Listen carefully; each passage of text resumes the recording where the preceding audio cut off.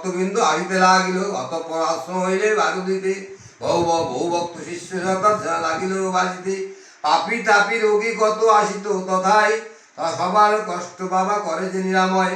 শিষ্য আর ভক্তে বাবা বলেন এই কথা, আমাকে ঠাকুর রূপে পূজা করাই যে বৃথা।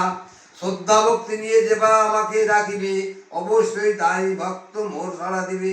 আমি নেই এই কথা করো না কখনো মনেতে, ছিলাম আছি থাকবো সদা তোমাদের মাঝেতে।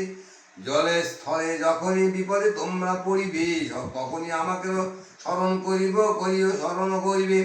এই রূপে লোকনাথ কত লীলা করে, কার সাধ্য এই কথা বানিবারে পারে।